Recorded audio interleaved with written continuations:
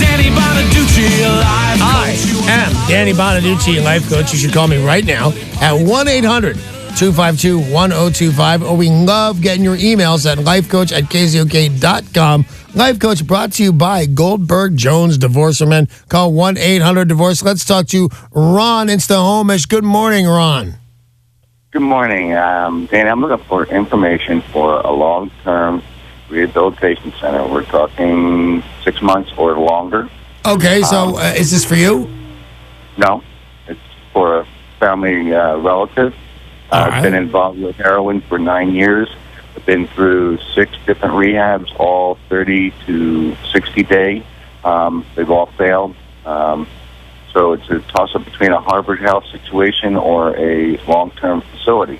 Well, for the most part, Ron, I have found rehabs, especially, I got to tell you, I've been through them for alcohol, and I drank every time I left. Everybody they say now rehabs, and now I'm sticking with alcohol here. I don't know the rest of the things, but they have a 4% recovery rate. 4%. That means 96% of the people that go through rehab for booze, now this is 20 years ago when I went the very first time, fail, man. So I get a little skeptical about rehabs. Now, have you or your friend or whoever it is there, Ron, been to rehabs before? You were saying they've been to them before? They be a production line assembly situation where money seems to be the driving motive by the corporate interests. The people who work there. I gotta tell you there, Ron. Your phone is really breaking up. I'm gonna give you a website to go to because that'll give you the best recovery houses and rehabs in the area in the state of Washington and elsewhere if you want. Once you go to recovery.org. That is recovery.org, and that's nothing but a database for recovering centers. Now, let me say this, having said all that, there's an advertiser on this very show, Schick Shadle. Never been to it. Well, I've been to it, and I really liked it. I threw it out there because, like I said, I liked what they sell there. I like the idea that they have, but I can't say go there from personal experience. I can just say I know it exists. So there's one, and this is the other 12 million recovery centers in the Washington area, and that's recovery.org, database of recovery centers. Good luck to you, Ron. I hope you do well. Well, you've also said, Danny, when it comes to recovery, that it's important to have something in place for afterwards. Some people can come out of rehab fine. I don't know them. Well, you are fine now. You are in recovery, and that's because you have a support system. So you'll go to meetings, you'll take your pills, you've got a supportive wife. I do. I have all those things. And as Sarah's right, that's all very beneficial if you have some sort of a system in place where you can get some where people look at you and say, hey, I'm rooting for you. That really does help. I noticed something else you say when it comes to this. Like we know some people who have gone to Schick Shadle, and it does work. And it matters what happens afterwards. That some people we know fell in with a bad crowd or fell back in with old friends who facilitated them not staying sober. I know exactly what you're talking about. You know what? The first thing they'll say in rehab is that you can't hang around with the old people, going to the old places and doing the old things. You just can't do it.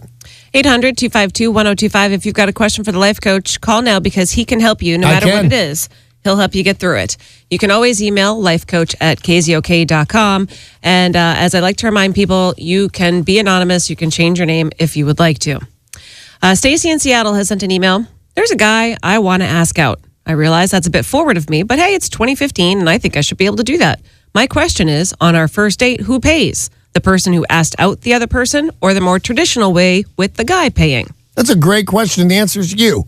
And the reason I say the answer is you without equivocation is because just talking about this with the wife and going out with our coworker and friend, Gary Crow. And here's the way we look at it in our house. And then I looked it up on manners.com, I think it was, just to make sure I'm right. The person who invites pays. That's the standard right there. And you know what? Gender specific these days, I think that's old news. I don't think the boy pays.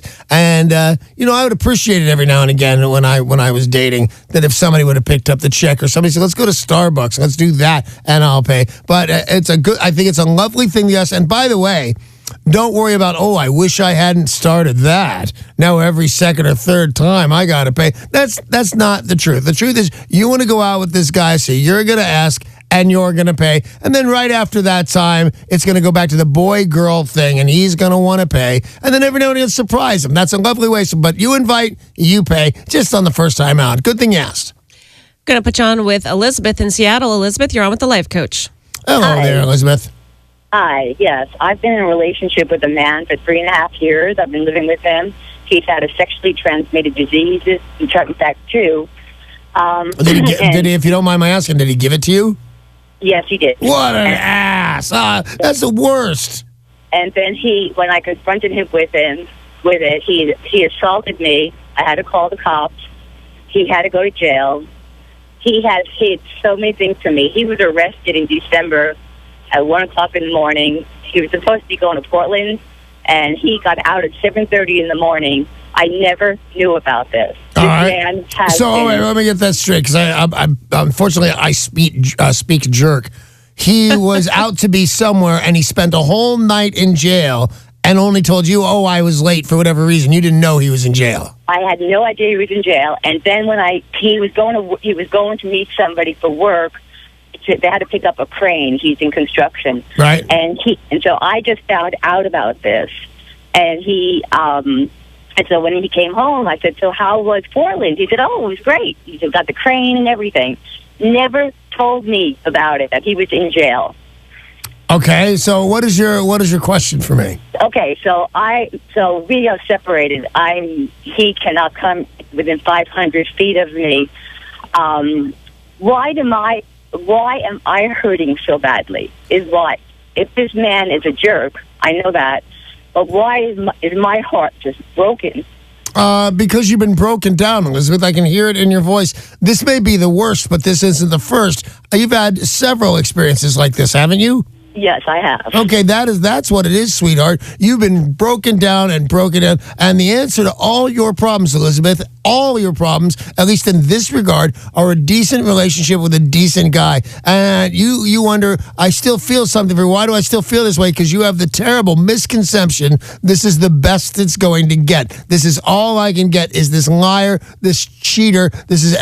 Nobody else is going to love me. And that's a total falsehood. What has happened to you is a roll of the dice, and it's over right now with this phone call. Elizabeth, you never have to pick this guy again. As a matter of fact, I want you to eye people with a little more scrutiny from now on, so you don't end up with these guys. There's telltale signs all over a jerk. When you look at a jerk, whether it's in a bar, at the office, a friend of a friend's, whatever, there are signs all over a loser that scream loser, liar, cheater. And you can see them. Just slow down a little bit and get yourself a good man, and you won't miss a thing like this ever again. But that's how I knew everything about it, Elizabeth. I can see it all over you. You've been broken down by jerks, and you think that's all that's out there. And I want you to take a break and take a step back and wait a second, because there are some nice guys out there just waiting to meet you, and you'll be shocked and say, "Oh man, Danny was right about this. I can't believe I missed that liar. Wow, I'm glad that's over." So go on there, Elizabeth. Just give it a second. You'll meet a better guy, because it's easy